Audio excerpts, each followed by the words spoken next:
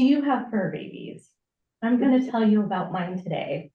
When my sister and I were about 6 or 7, my parents let us go to the SPCA and pick out 2 little kittens. I'm on the right, and my cat is named Misty, and my sister is on the left. Her kitten is named Tiger. And my mom was allergic to cats, so the cats had to stay in the garage. And once we were sure they wouldn't run away, they could go outside during the day and come back at night. Tiger definitely lived up to his name. He would chase deers out of our yard. He was a ferocious kitty. He dominated the front yard and let Misty have the backyard. And he would also make our neighbors upset because he would chase their dog. The cats were long-lived and we loved them dearly. And then when I was about 25 years old, I was living with 2 roommates, and one suggested that we get a mascot for our house, a pet. And I took him seriously. And when I was offered the first cat that came along, I took her and aptly named her Oreo for being black and white. She lived to about 14 years old, and she had to move 3 times. The last time was when I got married and moved in with my husband, Kevin, and we were nervous about introducing Kevin's dog, Sandy, to Oreo. Oreo was kind of a grumpy cat and didn't like most people, but amazingly got along with Sandy just fine. So that actually ended up working out pretty good. Except there was always a problem. We tried to keep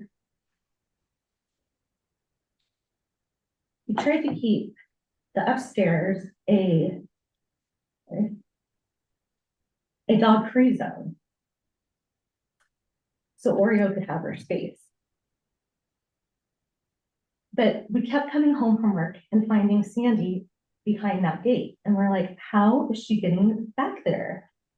And I thought there's a bench on the right.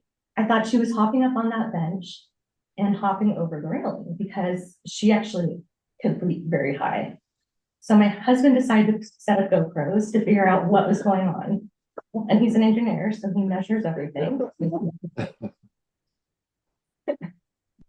So let me fast forward because we leave for work.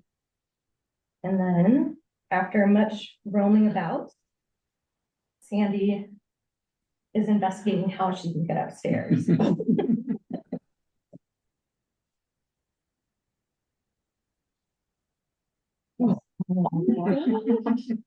And she wants to do it. She's frustrated. Let me in. And then what's funny about this is she's the sweetest dog. She's never bit anyone, never bit the cat. But here she's so frustrated, she bites and she squeezes her 55-pound self through that tiny hole.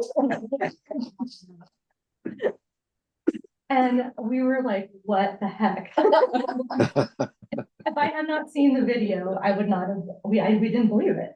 So now that the dog's infiltrated upstairs, Oreo has to come back downstairs. And she walks right by the little door she's supposed to use, and instead goes through the railing of the banister. There we go.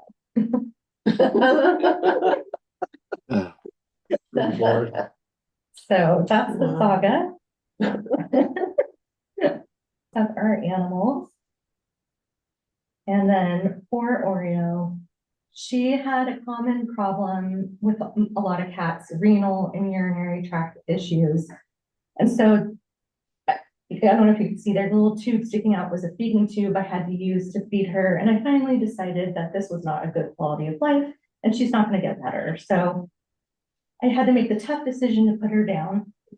And then I waited about a year before I decided to get another cat. And this time I wasn't going to take just the first cat that came along. I decided to spend some time at the SPCA and at Animal Friends Rescue. And I really took my time. And I picked out this one cat and I went to AFRP and was so excited to meet it.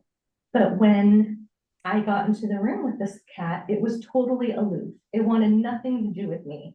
And I talked to the foster mom and she confirmed my suspicions. She was like, yeah, this is not going to be the cat for you.